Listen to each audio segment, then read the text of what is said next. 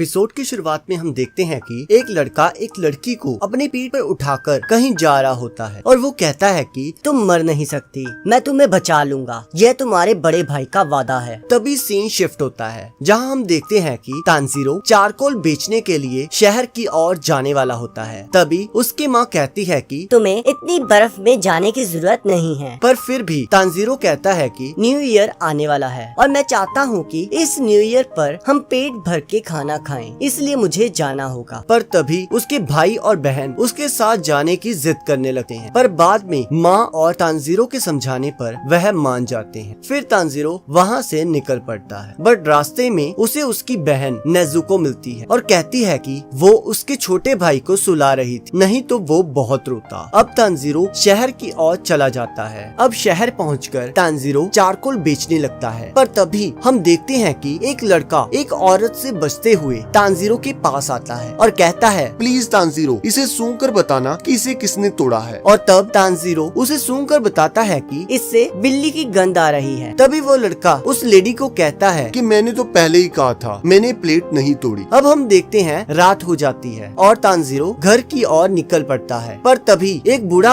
आदमी तानजीरो को कहता है, इस टाइम तुम्हारा घर जाना सही नहीं है, तुम्हें घर के अंदर आ जाना चाहिए, इससे पहले राक्षस आ जाएं। तब तानजीरो घर के अंदर आ जाता है और खाना खाने लगता है और खाते हुए वह उस बूढ़े आदमी से पूछता है कि राक्षस क्या होता है। तब वो बूढ़ा आदमी बताता है कि राक्षस रात को आकर इंसानों को खाते हैं, इसलिए तुम्हारा रात को घूमना ठीक नहीं। तुम सो जाओ और सुबह अपने घर निकल जाना। अब सुबह तानजीरो घर के लिए चल पड़ता है, पर जैसे ही वो अपने घर के पास पहुंचता है तो उसे खून की स्मेल आने लगती है और वो भागते भागते अपने घर के पास पहुंचता है। पर जैसे ही वो वहां पहुंचता है तो वो देखता है कि उसके घर के सभी लोग मारे गए हैं। यह देखकर वो बहुत ज्यादा हैरान हो जाता है और सोचने लगता है कि ये किसने किया। इसी बीच वो देखता है कि उसकी बहन नेजुको अभी जिंदा है और वह उसे अपनी पीठ पर उठाकर हॉस्पिटल की ओर भागने लगता है। भागते भागते तानजीरो काफी थक जाता है और ठंड की वजह से उसका सांस लेना भी मुश्किल हो जाता है। पर तभी अचानक हम देखते हैं कि नेजुको राक्षस में बदलना शुरू हो जाती है और वो दोनों पहाड़ी से नीचे गिर जाते हैं, पर बर्फ की वजह से वो दोनों बच जाते हैं। पर तभी तानजीरो देखता है कि नेजुको अपने पैरों पर खड़ी होती है। तब तानजीरो कहता है, तुम्हें खड़े होने की जरूरत नहीं है, मैं तुम्हें उठाकर डॉक्टर के पास ले जाऊंगा। और तभी राक्षस बनी नेजुको तानजीरो पर हमला कर देती है और तानजीरो अपने आप को बचाने के लिए अपनी कुल्हाड़ी की लकड़ी को उसके मुंह में फंसा देता है। पर नेजुको तानजीरो पर भारी पड़ने लगती है और तानजीरो इमोशनल होकर कहने लगता है, मुझे माफ करना, जब तुम मर रहे थे मैं सो रहा था, मैं किसी को भी बचा नहीं सका, पर मैं कम से कम तुम्हें जरूर बचाऊंगा, हौसला रखना, तुम राक्षस नहीं बन सकती। तभी हम देखते हैं कि नेजुको की आंखों से आंसू आने लग जाते हैं, पर अचानक से एक लड़का तलवार से नेजुको पर हमला कर देता है, पर तानजीरो उसे बचा लेता है। तब वो लड़का तानजीरो से पूछता है कि तुम इस राक्षस को क्यों बचा रहे हो? तब तानजीरो कहता है कि ये मेरी बहन है। अब वो लड़का नेजुको को पकड़ लेता है और कहता है कि मेरा फर्ज है कि मैं हर राक्षस को ढूंढूं और उसे मारूं। पर तब तानजीरो कहता है कि नेजुको ने किसी को नहीं मारा, यहाँ तक कि मुझे मेरे घर से एक अनजान गंध आ रही थी, मुझे लगता है कि उसी ने मेरी फैमिली को मारा है, मुझे नहीं पता नेजुको राक्षस कैसे बनी। तो वो लड़का बताता है कि इसके जख्म राक्षसों की खून के संपर्क में आए होंगे, इसी वजह से ये राक्षस बन गई है और इसी तरह ये राक्षस अपनी जनसंख्या बढ़ाते हैं। पर तब तानजीरो कहता है कि मेरी बहन ने किसी इंसान को नहीं मारा, प्लीज उसे छोड़ दो। तब वो लड़का कहता है कि तुम क्या मजाक कर रहे हो? अगर मैंने इसे छोड़ा तो ये तुम पर हमला कर देगी। पर तब तानजीरो कहता है कि ये मेरी बहन है, इसे पता है कि मैं इसका बड़ा भाई हूँ, ये मेरे पर हमला नहीं करेगी, मैं इसे ठीक करने का रास्ता ढूंढ लूंगा। तब वो लड़का कहता है कि एक बार कोई इंसान राक्षस बन जाए तो वह वापस इंसान नहीं बन सकता। पर तानजीरो कहता है कि प्लीज इसे छोड़ दो, मैं कोई ना कोई रास्ता जरूर ढूंढ लूंगा। और उसके आगे गिड़गिड़ाने लगता है। तब वो लड़का कहता है कि तुम इसे ठीक नहीं कर सकते, अगर मैंने इसे छोड़ा तो तुम भी राक्षस बन जाओगे, क्या तुम यही चाहते हो? और वैसे भी तुम बहुत कमजोर हो। हाँ, शायद राक्षसों के पास तुम्हारी बहन को ठीक करने का कोई रास्ता हो, पर वो ऐसा कभी नहीं करेंगे क्योंकि ताकतवर हमेशा कमजोर को दबाता है। तब वो लड़का नेजुको पर हमला कर देता है, जिसे देखकर तानजीरो उस लड़के पर हमला कर देता है, पर वो लड़का तानजीरो के सिर पर मारकर उसे बेहोश कर देता है। और तभी वह देखता है कि तानजीरो के पास उसकी कुल्हाड़ी नहीं है और तभी तानजीरो की कुल्हाड़ी उसके पास से गुजरकर पेड़ पर लगती है। तब वो लड़का तानजीरो की चालाकी को देखकर काफी इम्प्रेस हो जाता है कि कैसे उसने उसे चकमा देकर उलझाए रखा, पर उसका असली प्लान तो कुछ और था। पर तभी नेजुको उस लड़के पर हमला कर देती है और तानजीरो की तरफ जाने लगती है। पहले तो उस लड़के को लगता है कि नेजुको तानजीरो पर हमला करने वाली है, पर अचानक वो देखता है कि नेजुको तानजीरो को बचाने लगती है। अब एक तरफ नेजुको उस लड़के पर हमला करने वाली होती है और दूसरी तरफ वो लड़का सोचता है कि ऐसा कैसे हो सकता है, ये बहुत ज्यादा घायल है, इस टाइम इसे भूख भी बहुत लग रही होगी, पर फिर भी ये अपने भाई को खाने की जगह उसे बचा रही है। तब वो लड़का सोचता है कि शायद ये बाकियों से अलग है। तो वो नाजुको को बेहोश कर देता है और जब तानजीरो उठता है तो वो देखता है कि नेजुको उसके पास लेटी होती है और वो लड़का कहता है कि तुम उठ गए, जाओ जल्द से जल्द माउंट सागिरी चले जाओ, वहाँ तुम्हें एक बूढ़ा आदमी मिलेगा जिसका नाम साकोंजी उरोकोडाकी होगा। जब वो तुम्हें मिल जाए तो उसे कहना कि तुम्हें गियू टोमियोका ने भेजा है और कहता है कि अभी आसमान में बादल हैं, अभी तुम्हारी बहन बची रहेगी, पर ध्यान रखना इसे कभी भी सूरज की रोशनी में मत जाने देना। और यह कहकर वो चले जाता है और फिर सीन शिफ्ट होता है और हम देखते हैं कि तानजीरो अपने घर वालों को दफनाकर माउंट सागिरी की ओर चल पड़ता है और इसी के साथ एपिसोड खत्म हो जाता है। और इसके अगले एपिसोड का लिंक आपकी स्क्रीन पर आ रहा होगा, आप उस पर क्लिक करके अगले एपिसोड को देख सकते हो।